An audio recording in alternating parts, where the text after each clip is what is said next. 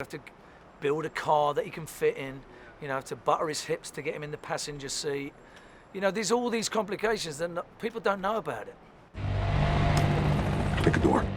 All right then. No, that's my door. Pick another door. What's wrong with you? You know what, you were right. This is your door. What's the matter? You got a lot of bad guys behind that door? So you cameoed first in Fast 6. Did you know at that stage that you were going to have your own film in the Fast and Furious franchise? Be a bit sort of conceited to say yes, right? No clue. It was a tag.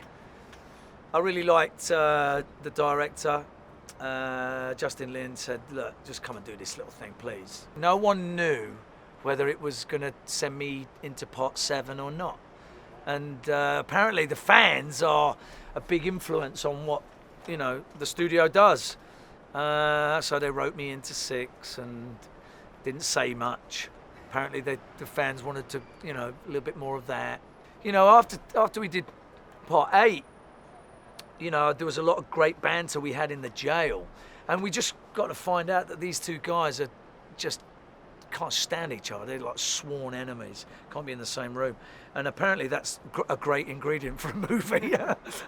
No, it is for a buddy movie, for a two-hander where they have to go save the world. What better sort of fireworks could you get than two people that can't stand each other? So you told Total Film on set that you enjoyed riling up each other with The Rock. What was kind of the funniest behind the scenes? Behind the scenes? Yeah, the kind of like the funniest thing that happens. Well, we found out that most of the tattoos that he has are just transfers. He doesn't like needles. Really? Yeah. It's unbelievable. He also Yeah. doesn't like heights. So anything that's up a building, we have to sort of lower it down because he gets really scared. Well, it really must put the production budget up. We have to build a car that he can fit in. Yeah. Have to butter his hips to get him in the passenger seat. There's all these complications that people don't know about it. I know. Well, I'm glad you're enlightening the world, and producers in the future will think twice about getting Dwayne Johnson to be in their film. Yeah. So have you spoken about sequels and stuff like that? No, that gets a little bit sort of let's do another one. It gets a little bit like that. And this has to make a lot of money. It's a very expensive film. yeah. And if it doesn't make a lot of money, there'll be no sequel. So, and how these are received is out of our control. Yeah. We try to make entertainment, and we do feel we did that. There's certainly a lot of laughs. We saw it in front of us, a live audience. People laugh a lot, and there's some great stunts, and there's some great drama, and the fights are good, and it looks slick, and the music. There's a lot of things that you can get your value from. Yeah. Let's see what it does. Mama, where's all our guns? I get rid of them. Very noble, Mrs. Hobbs. We are in serious trouble. That's an understatement. Let's get old school. I'm thinking, back when you were standing on that dive board at the Commonwealth Games, Right. Did you ever imagine that A, you'd be in a film like this, and B, you'd be painted silver and in the background of an Erasure music video? You never imagine any of that crap to even happen, but sometimes you're on a road to nowhere.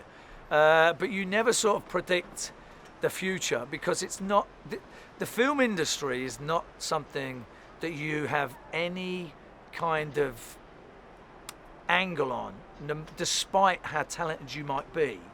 And I'm not referring to myself, but I'm referring to there are incredible actors and actresses that just don't get a break. And there's a real injustice in the world of the movie industry and what it does. You just have to be in a place where the opportunity strikes and the lightning comes down, and then you have to make the best of that opportunity. But you also need a role that is within your DNA. You need to be able to give something authentic to the role that you're playing. And I find that a lot of the roles that I'm playing, I've embodied because I've had that sort of physical sort of background. I've done a lot of gymnastics and martial arts for many, many years. And so when you ask me to play a physical role, I've got an advantage on the people that have been to, drama school for the rest of for 20 years. They can't you know, they're not going to be able to strap on the gun next to Stallone in the Expendables and do that.